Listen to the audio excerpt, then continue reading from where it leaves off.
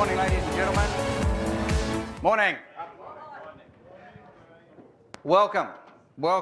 Kartsport Conference of Clubs 2017. Quick driver's briefing. If there is an emergency, the courtyard outside here is our assembly area.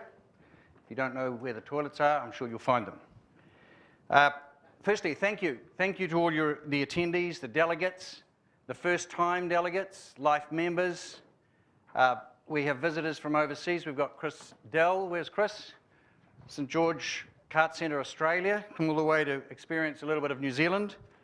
Obviously, a big thank you to the executive and the management for all the effort in putting this conference together. This is a very different conference to what we've had before. This is the biggest conference we have ever had, and it's live streamed. So watch what you say, because everything we do today is going live, and we're going to be encouraging the world to contribute to today's efforts.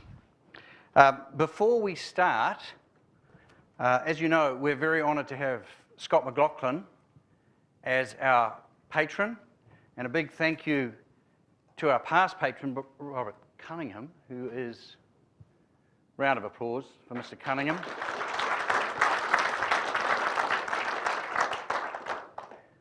I don't think he's ever going to be retiring, but he is going in for some modifications. He has a new hip booked for next week. Now, Scott, unfortunately Scott couldn't be here today, but he did make us a short message, and technology willing, I'd like to hand over to Ash now for a message from Scott McLaughlin. Hey guys, Scott McLaughlin here, your new Kartsport New Zealand patron. An absolute honour to take on the role. It's it was a no-brainer to take it on. I'm already the patron at the Hamilton Kart Club, but to now represent the whole karting community in New Zealand is fantastic. And if I can bring something back to the community that really started it all for me, I would love to do that. Sorry I can't be there tonight. I would have loved to have made it. I've got a couple of family commitments I have to make at Mount Maunganui with my mum, and it's not only one of the only times I'm in New Zealand, so she probably would have kicked my ass if I wasn't there. So all the best tonight. Hope it all goes well. But thank you again to everyone that works hard for us, not only at the clubs, the committees, the presidents, and also the members. Obviously, karting's on the way back up in New Zealand, and I'm glad I'm coming at the right time to try and help it. And anything I can do to help would be fantastic. So thanks again to everyone. Thanks again for the role. It's an honour to be able to do it and be able to try and add something to New Zealand and to the karting over there. But yeah, all the best, and if you see me at a racetrack, make sure you say hi and let me know if you race, and we'll have a good chat. Cheers.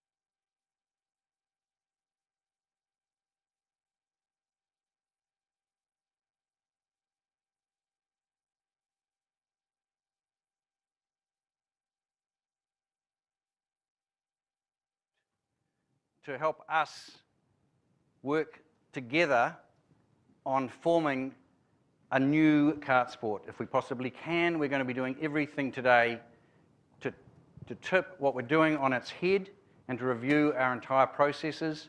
But most importantly, we want to look at how we can make clubs and competitors a more enjoyable environment. Now, obviously, Wayne, just a little bit about him. Wayne is an acclaimed sports strategist and coach.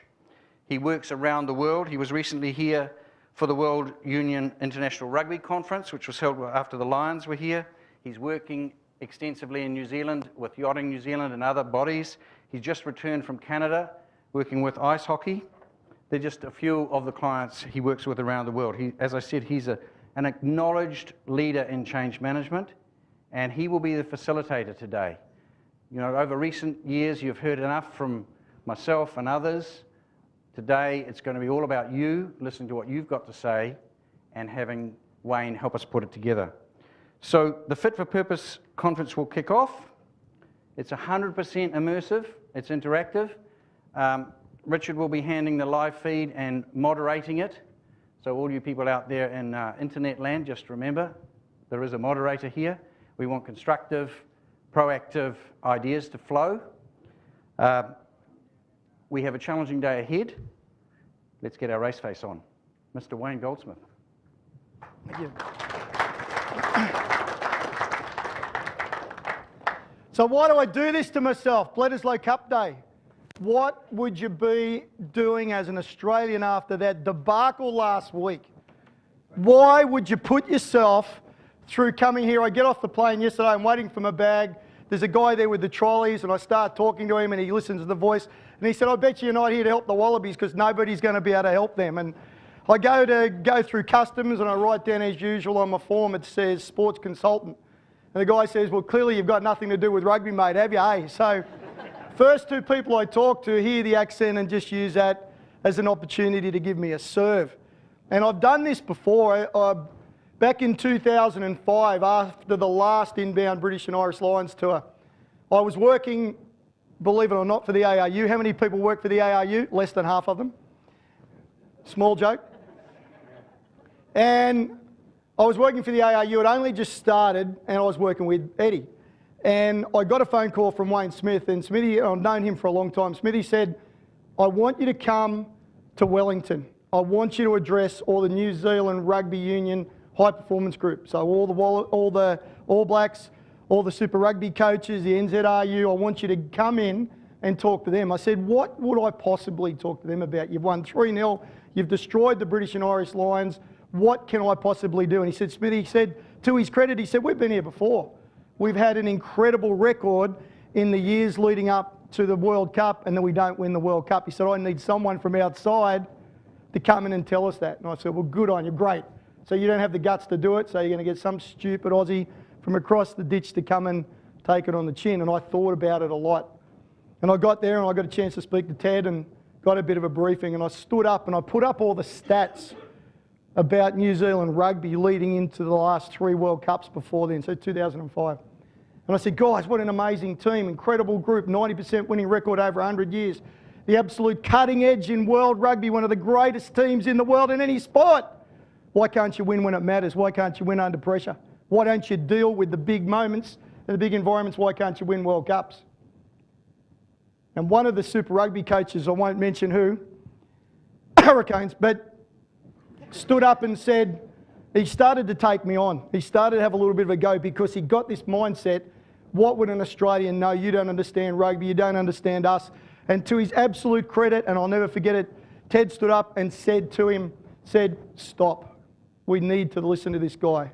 It's not our ability, it's not our talent, it's not our passion that kills us. It's our arrogance and our lack of capacity to understand that success is a moving target. What we do now has no relevance on us winning the World Cup in 2 years. And I still thank him to this day for standing up and having the courage to say that in front of that group, and it turned out it was a really great session. So I've got this masochistic streak of coming into New Zealand at times when our own rugby is struggling, but at times when maybe I can make an impact on a couple of things. So moving past rugby, the only way I can tell you this is very simply, sport, competitive sport, the way that we've done it around the world is dying. And I can't put it any simpler than that. And someone would say, oh no, rugby league's going great. You know, we see the games from the NRL, the rugby league in Sydney, surely that's doing really well. No, it's not. I was working with the New South Wales Rugby League not that long ago. The CEO gets up and says that the numbers of kids playing club rugby league in Sydney, in spite of what the Queenslanders might say and think, the heartland, the birthplace of rugby league, kids in club rugby league in Sydney, the numbers have dwindled to the point where next year they're going to have to combine districts. St George and Cronulla, that'll upset you. North and Manly, Canterbury Bankstown and Balmain are going to have to come together because they've got no volunteers, the clubs are under pressure, they can't put on great competitions, they've got no coaches, and they can't find referees, then the only option they've got with such dwindling numbers, the rugby league, with hundreds of millions of dollars of television money coming in, the competition in the heartland is dying to the point where they've got to merge warring and hostile. You guys know what it's like. You've got the North Auckland Kartsport group and the South Auckland, and they hate each other with a passion. Forget the Palestine-Israeli conflict. This is worse. The hatred and the lack of trust that goes between sporting clubs is quite unbelievable for such an amazingly positive experience that sport is. It's hatred. And it's rife through the world. It's awful. You know, the North Townsville and the West Townsville Swimming Club hate each other. Would shoot each other if they could get away with it. I go down to Melbourne, I see the same thing in Aussie rules. If I go to South Africa, I see the same thing in cricket.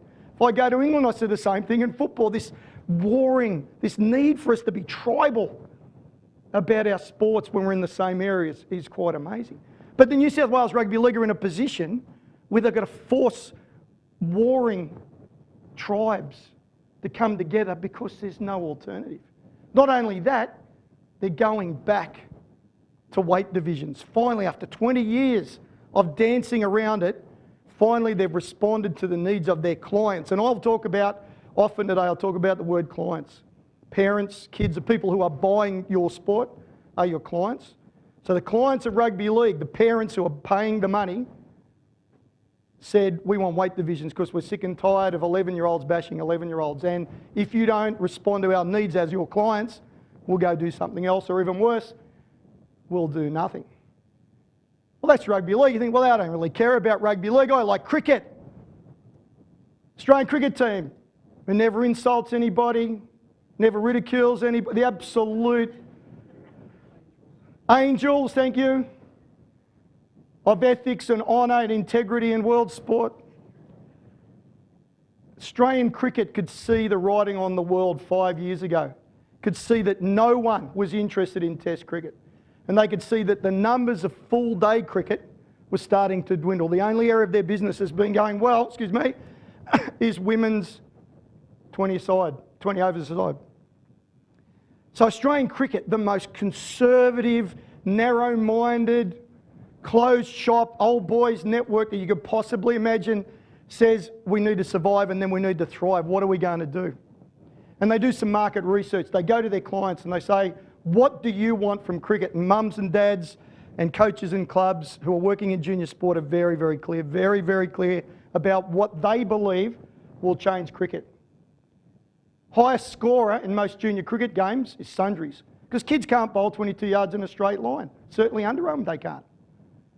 There's one for the oldies. They never forget. One delivery almost destroyed the Anzac Alliance, and still does. But the highest score in junior cricket quite often is sundries, because kids can't bowl on a straight line 22 yards. The kids are watching it on TV. Kids are watching it on TV and go, I just want to beat the crap out of this ball. But the boundaries are almost in the next city. They just want to get bat on ball. They want to get involved. When they're batting, the other thing that the clients have said is the kids they just hate sitting there while the first, second, third, fourth bat goes in and has a bat, and the poor kids that are 7, 8, 9, 10 don't get a bat. So cricket comes up with a new model. They said, you know what we're going to do? Shorter pitches, wider bats, smaller boundaries. And not only that, you can sub kids in and out. There's no batting order.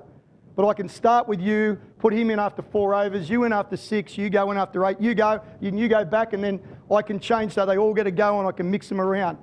And they've responded to the needs of the clients. And what do you think the response of the old guard was?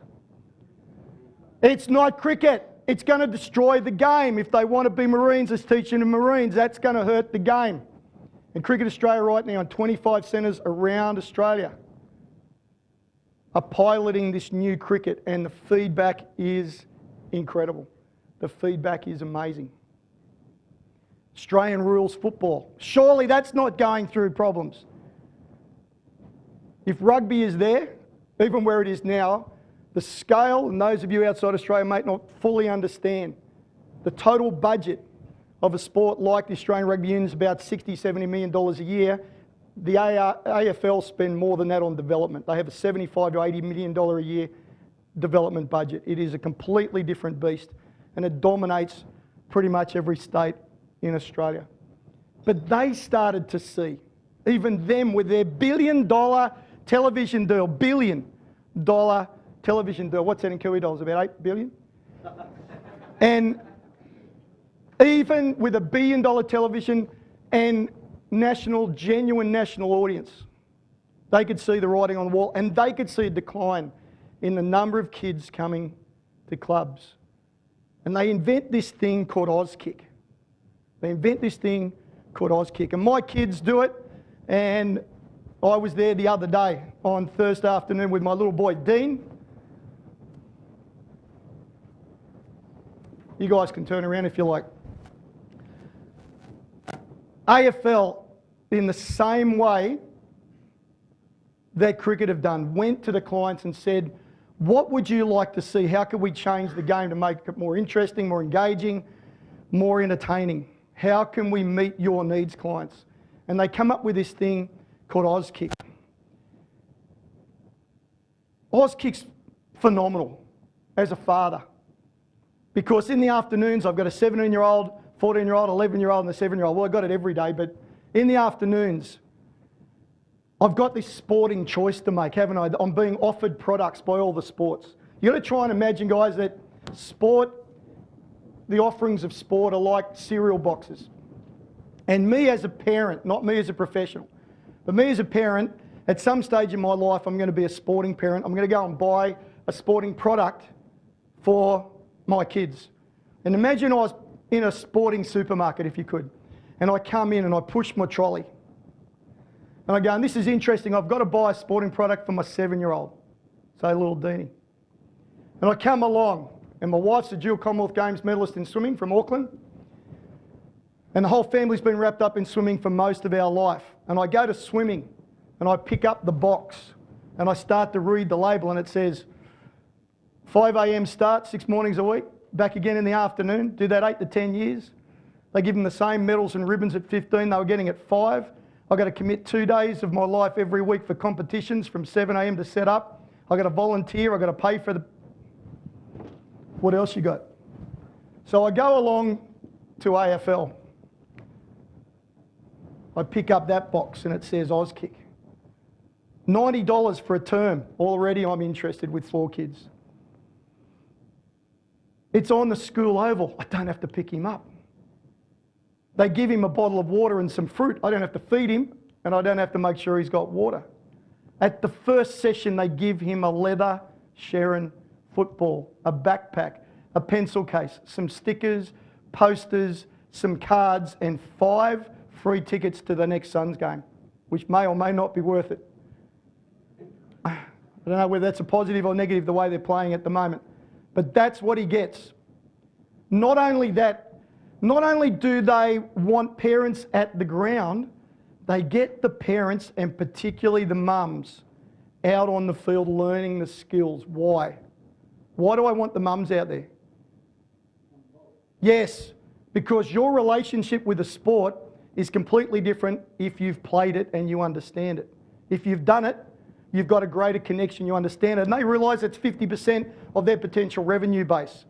This is not just done because they're a bunch of really nice guys. There is a commercial edge to it. To increase not just the participation of females, but to strengthen their connection to the game. So we turn up the other day, and after the session, and the session is not even delivered by coaches, it's delivered by young guys and young girls who look amazing. They're all dressed the same way, and they're almost like gym instructors. It's exciting, it's interesting, they never stop moving. They don't stretch. 8-year-olds don't pull hamstrings, so they don't stretch. They just get into it and they have fun. Not only that, mum and dad are out on the field, learning how to kick, learning how to pass, learning to get involved. The last thing we did the other day was the parents were all lined up on these 2 sides, and the kids ran down the middle of this area, and we had to try and hit them with a hand pass, with a football. We had to do it softly, obviously, we're not completely crazy. So I'm getting some exercise. We're learning the skills. The kids are having a great time. I pick that up and I go, wow. Is it any wonder that swimming in Australia, our most iconic Olympic sport, we've won a gold medal at every Olympics, 1976, every Olympics since 1896. 40% reduction in the number of kids who do competitive swimming in Australia since the mid-90s. A 40% reduction. If you lose 5% market share, you're in real trouble. 10%, you're out of business. 40% reduction in number of kids doing competitive swimming. Is it any wonder with the product they're offering? With the product they're offering. And as Graham said on the intro, that I go to Canada, and a guy gets up in Toronto a few weeks ago and he says, I want to talk about sporting statistics in Canada. And he starts talking about, well, across Canada we're seeing the following trends. Decrease in volunteerism. Clubs in real trouble. So many of the clubs that used to be successful now struggling financially. Finding it really difficult to find, train and keep quality coaches. Our memberships are declining. I could have taken that out of Canada and inserted UK, South Africa, Germany, Australia or New Zealand, changed a little bit of the colours in the background and it would have been exactly the same.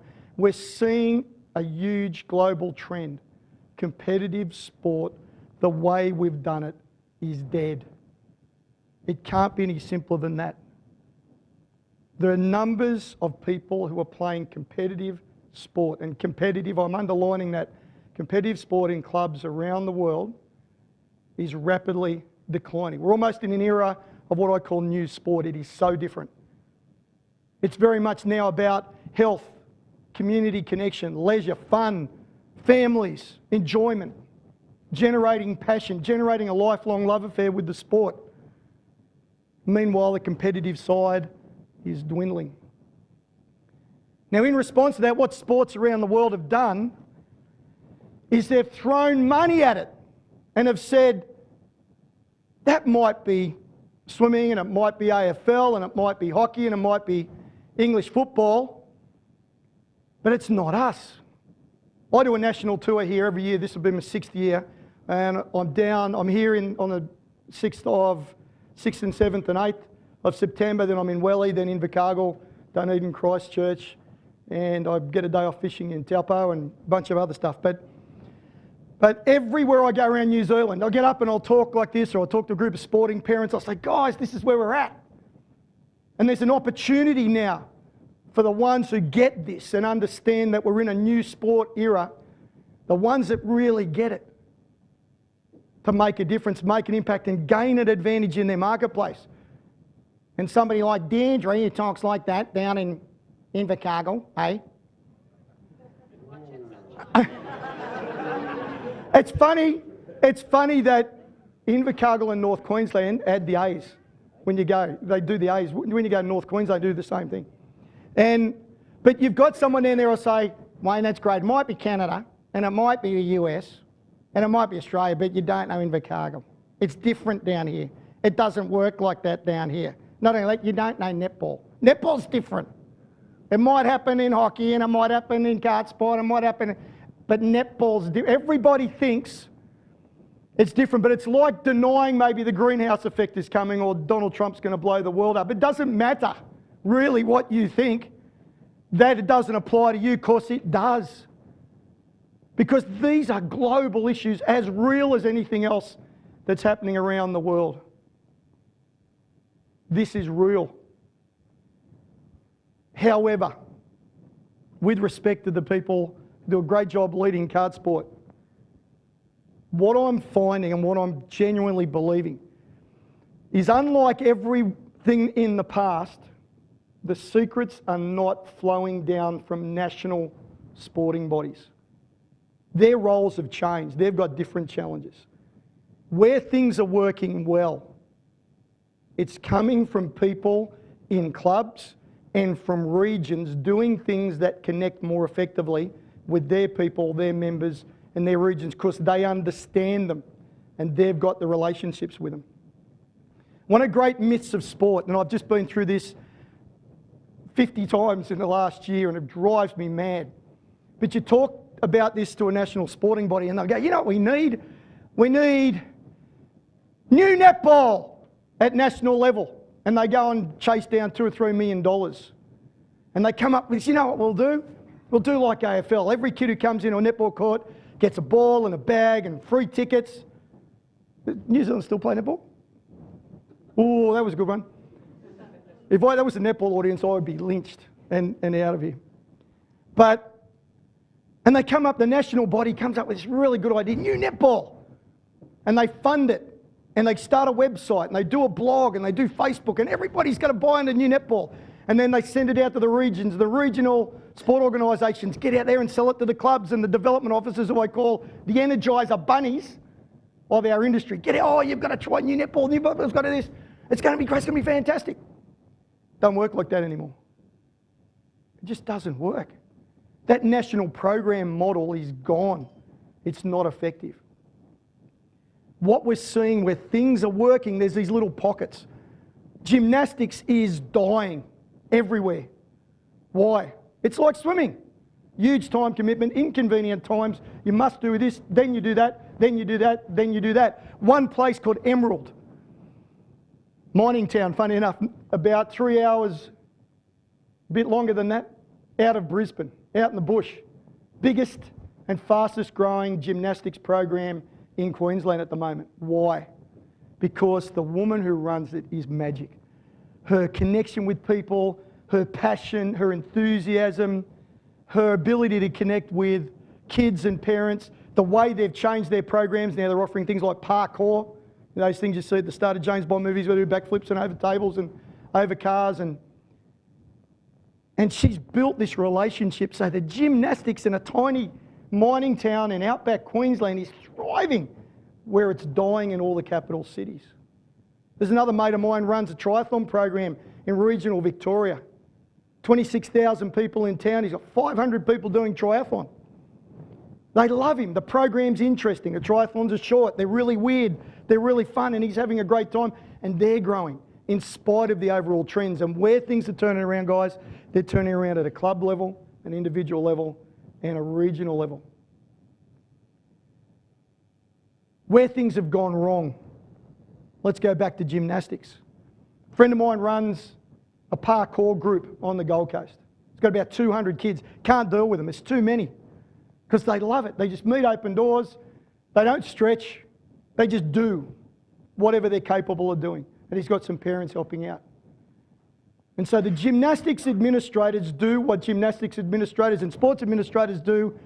They go, we've got to make them fit into our program because we know what's best. We understand. They don't. They're wrong. So they're growing. People are happy. There's more people than he can handle. The kids are loving it. It's exciting. It's engaging. They're thriving. But they're wrong because they're not doing it the gymnastics way. So what we're going to do is go and tell them that. So my mate was telling me the story. He said they met him for a coffee and they said, look, what we think you should do is start bringing those kids into our gyms. And our coaches who are accredited and trained and can tell you what an ATP molecule looks like and write an in-depth periodised plan and understand muscle function, they're going to help you and help your team. And not only that, by joining our association, you can access our quality insurance products. And he said no. Because they weren't wanting to engage with him or listen to him or respect him. They were saying, you will do it our way. You will follow our methods. You'll do it the way that our coaches have done it for 50, 60, 100 years because it's far better than you can ever offer. And he said, no, you don't understand. The reason we're doing this is completely the opposite of what you're offering. We just want to engage, connect, and enjoy space, the sport, and our time with each other. And those groups are growing. And where sports are imposing finite and restrictive and limited practices, sports are dying and dying quite badly. And of all the places, and the place that breaks my heart the most is rural and regional areas. Because it's far more than sport, isn't it? It is, isn't it? You know, there's old Jock. I was telling this story the other week down at the World and Union Conference down in Palmy North. I said and it was funny because it was just before the second test against the British and Irish Lions. But I proposed to them this. I said, look, imagine, and they were shocked. I said, just imagine that the second game versus the Lions tonight, the Lions get up and it's 16-15 in a really messy, dirty, grind-out game. No, it wouldn't happen, Wayne, of course. But imagine that. But then we go to Auckland for the third game. And it's the greatest game of rugby we've ever seen in our lives. 75-74. 22 tries apiece. Well, it doesn't work out. Let's say 16 each. And we've never seen anything like it. They're throwing it over their heads, behind their bums. It's the most dynamic, attacking, brilliant game of rugby that we've ever seen. And kids all over New Zealand are excited. They want to reconnect, and their passion for rugby is being ignited once more. And they go down to the Palmerston North Rugby Club, an old Jock who's been there since 1970. They walk in, they say, excuse me, sir, mister, I'd like to play rugby. I'm inspired by that game. I just want to get out there and learn to run and throw the ball and kick and tackle with my mates. It's so exciting. That's what I want. And Jock says, 4 laps, off you go. Go and do some laps. Kid says, but I just want to run and I want to have fun and I want to play rugby. I'm so excited about being and connecting with this sport. Mate, I've been in the game for a long time. If you want to play the game, you've got to get fit. Off you go, 4 laps. The kid does the 4 laps, comes back. Old Jock's waiting there. And Jock says, okay, now you got to stretch. Ready? And the kid does 10 minutes of stretching. Well, okay, now we're going to do some running drills. We're going to improve your running technique. Because you want to be an All Black, you've got to be able to run. Off you go. 20 minutes of running drills, then tackling bag, then scrummaging, and on it goes. And 5 minutes before the end of the session, Jock says to him, okay, boys, before we go, let's have a quick game. So the one reason they've all come there to run and get the thrill of being part of the amazing game that it is, they're not giving it to them. It's like a vegetarian walking into a meat restaurant. Vegetarian says, look, I just want a big bowl of vegetables. Oh, you've got to try the sirloin tonight. It's bloody great. Yeah, but what I really want is vegetables. I'm a vegetarian. I've got heart disease. Trying to lose a bit of weight. I just want a big bowl of vegetables. Oh, you've got to try chicken tonight. It's really good. Chicken's fantastic. Look, I just want vegetables. That's all I eat. I'm a vegetarian. Oh, you've got to try the lamb. The lamb's fantastic.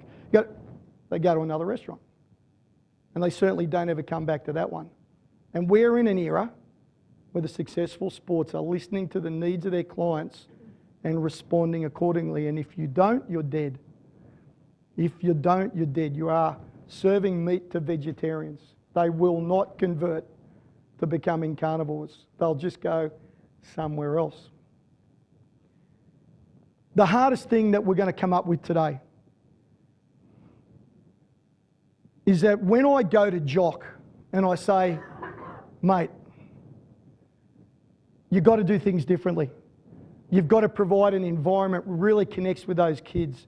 You've got to provide an environment where mums and dads are having a ball, where everyone wants to come back, where people are going to school on Monday. Someone says, what did you do on the week? Man, I played rugby. It was unbelievable. It was so exciting. We all got to play. We went out afterwards. Amazing. You've got to get a part of that.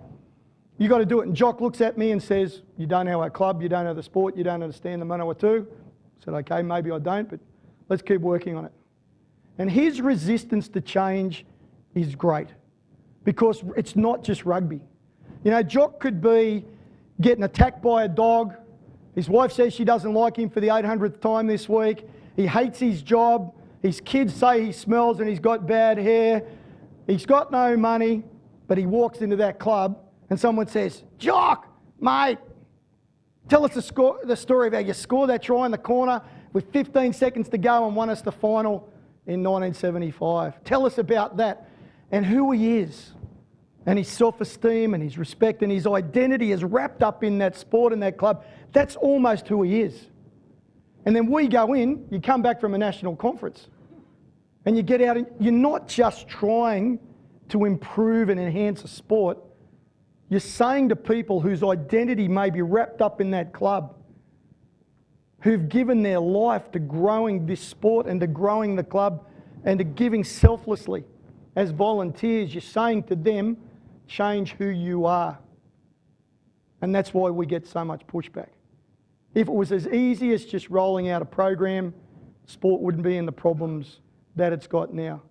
But sport is dying because we haven't understood that. We haven't understood what sport really means. I do a lot of work with local government, and we talk about sport in local government areas. And basically they do three things: roads, rates and rubbish. That's what they're paid to, but nobody moves to a council because they've got the most efficient rubbish collection.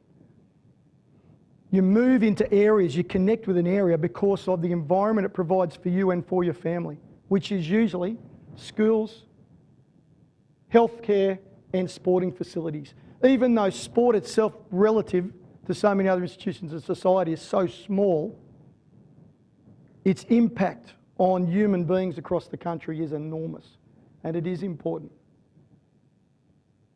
So what we'll be on about today is going through a whole range of a little bit crazy things to get to a point at the end of the day where we've got an understanding about where we are as a group. Secondly, we're going to go through and think, well, okay, if we're there, where could we be? Where would we like to be? What's our vision? What do we believe? Where do we want to go? And then thirdly, how are we going to plot a path, a realistic path to get there? And you've probably figured out already, I give the no bullshit version of everything because I've been in this for a long time. I don't speak management speak. I don't have great Anthony Robbins style teeth. But I think we're going to get the job done over the day. So all I really need for you guys at the moment is to pick up your chairs. And from that whiteboard through to here, make 2 lines with your chairs where you're sitting knees to knees opposite somebody else. Off you go.